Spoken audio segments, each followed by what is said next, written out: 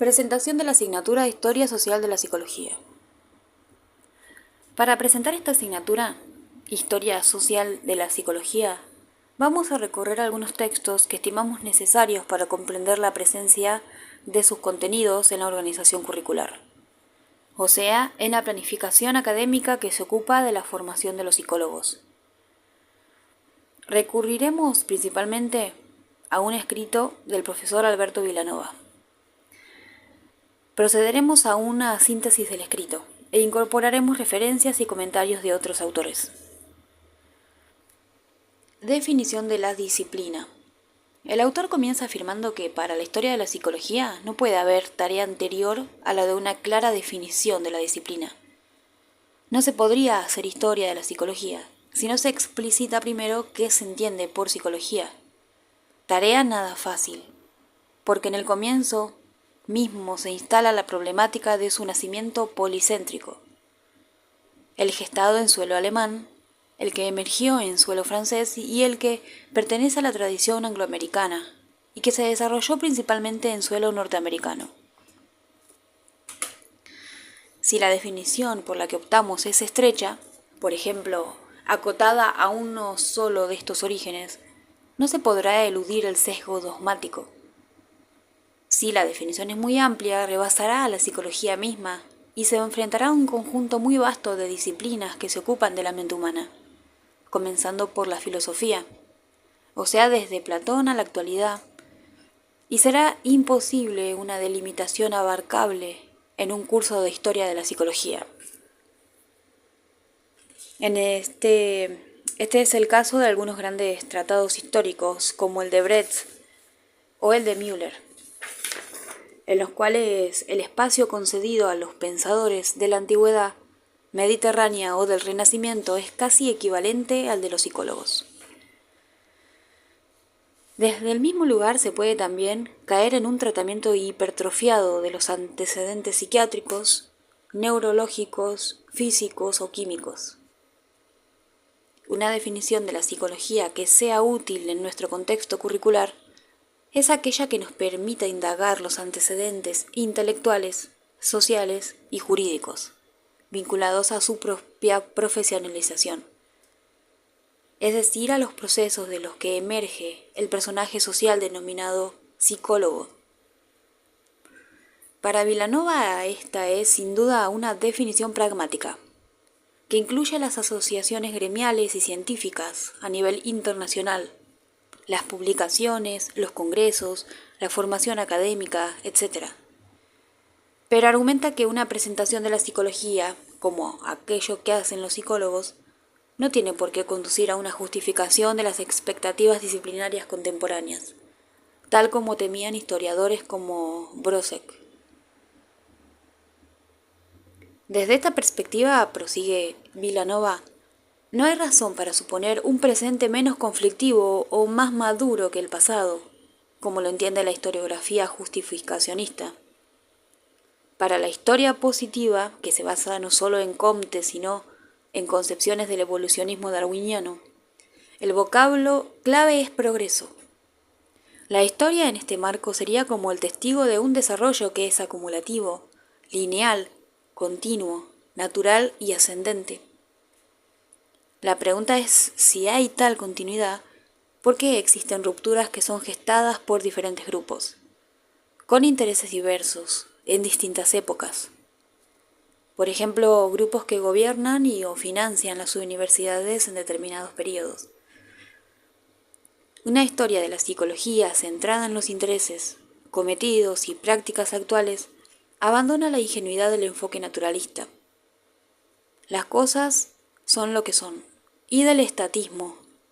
Lo no fechado, por ejemplo, creer que buceando en la etimología grecolatina de un vocablo se puede llegar a entender un constructo de hoy.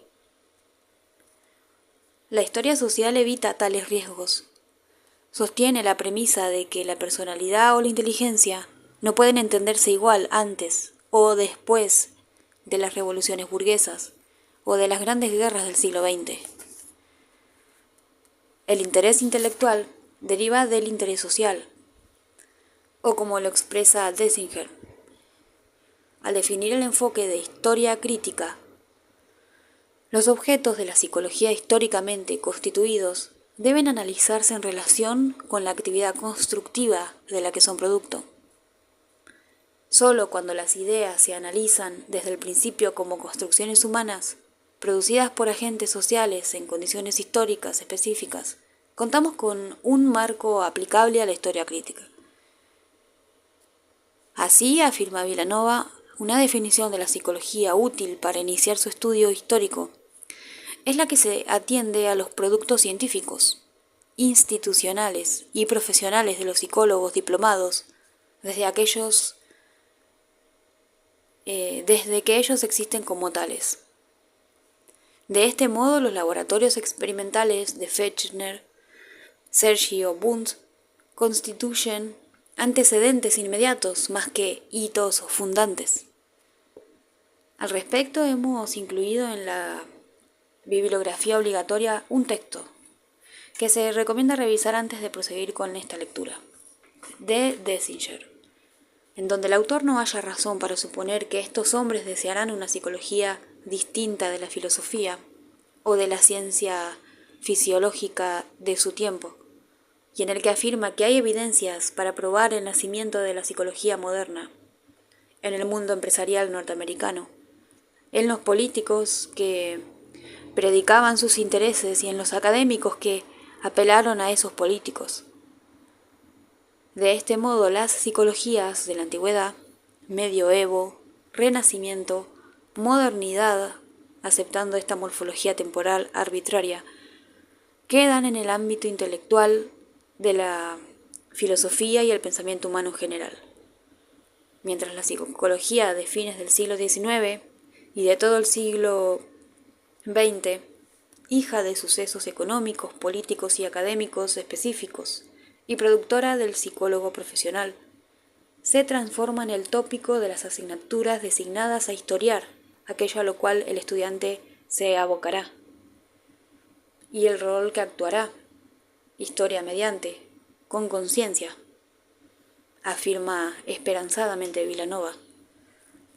Si bien hay diversas maneras de decir qué es la historia de la psicología, esta es la que en esta asignatura nos va a interesar, pedagógicamente hablando.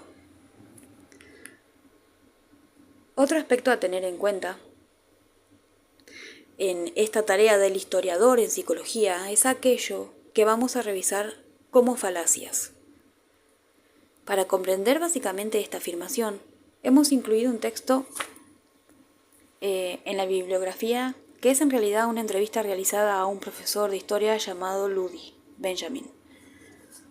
Allí se presentan dos falacias históricas: presentismo y justificacionismo.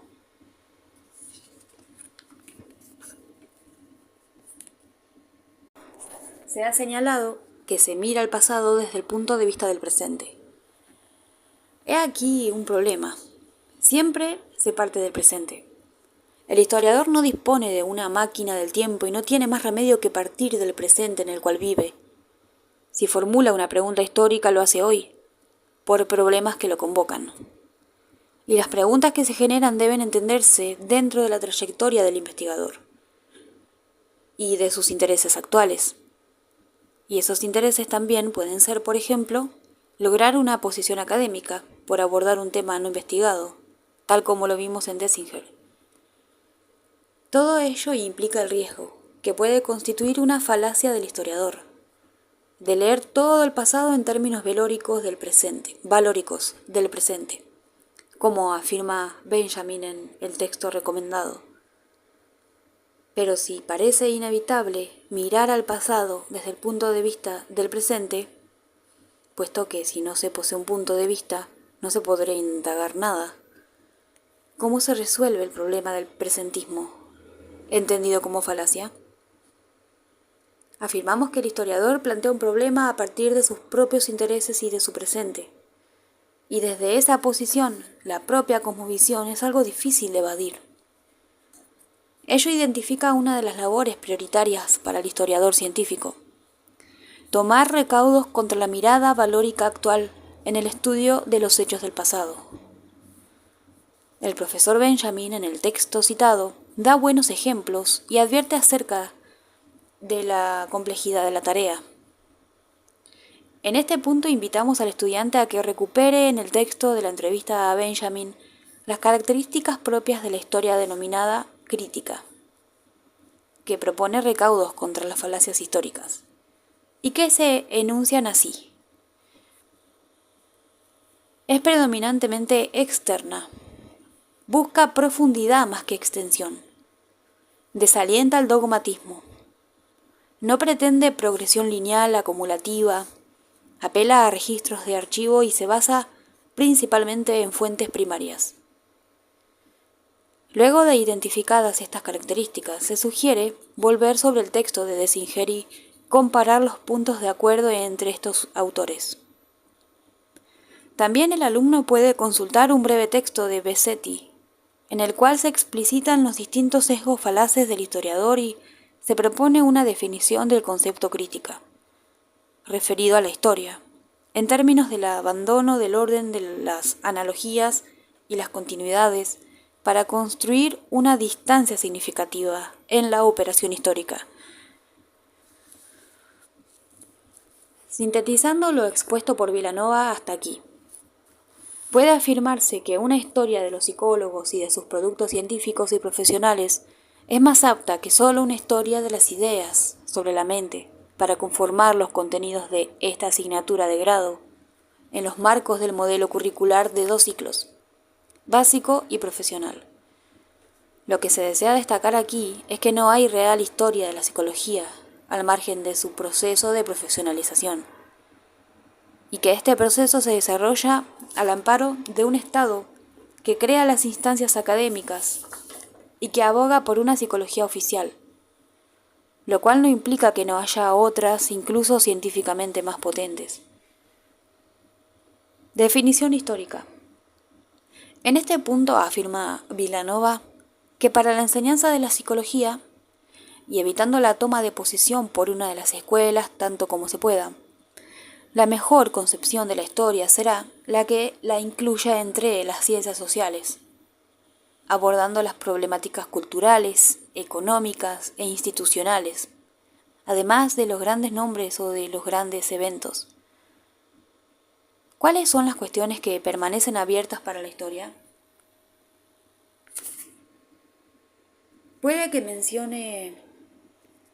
Pueden mencionarse como primordiales: el establecimiento de los géneros, historia de la ciencia, historia de la cultura, historia de las ideas, historia política, etc.